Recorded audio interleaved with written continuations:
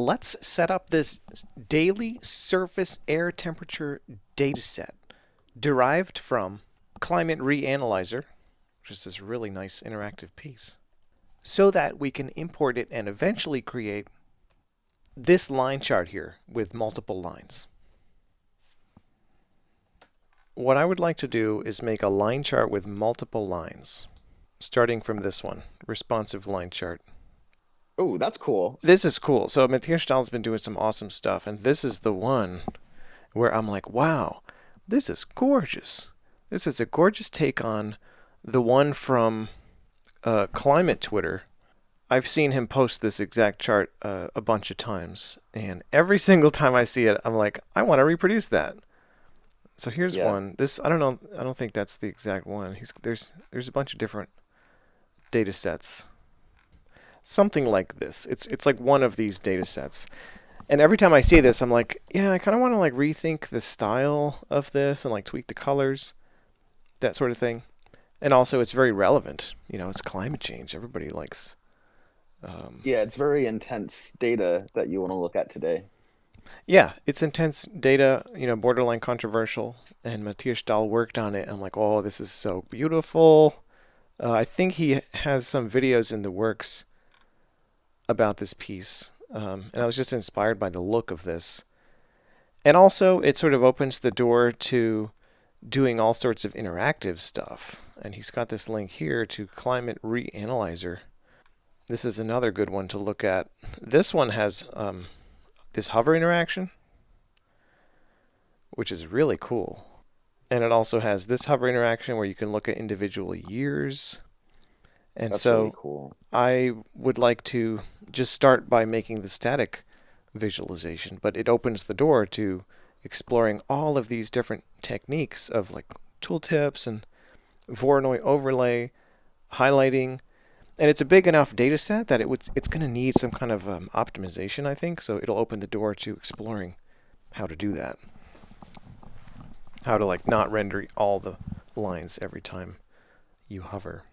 So yeah, I guess I'll just get started by forking this viz, and I'll say line chart with multiple lines. I'll fork this. Now we have a place to work in here. And this one, you know, he did the legwork of actually uploading this CSV. And if you see his Svelte stuff, it goes to this URL here. But let us assume that the data comes from here. And I suspect he processed Oh, it. can't you just steal it out of this website? Yeah, why don't you just open network and see if they download Yeah, I can do JSON that here? too. I love doing this. Trying to steal the data out of the network tab. Yeah, there it is. Anomalies JSON.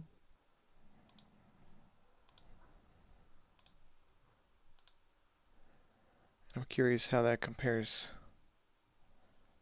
to this. Like if I search for that specific data point, he just has day of year, year, and value. And it's the data matches, so it's probably he just pulled it out of here. So I think I'm going to move ahead with that. We can always track it down later, but Yeah, sounds good.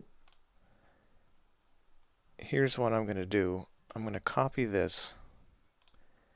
And you know what I've been doing lately in my VizHub work is to put the data set as its own thing. That way we can Its pull. own viz. Yeah, its own viz, exactly.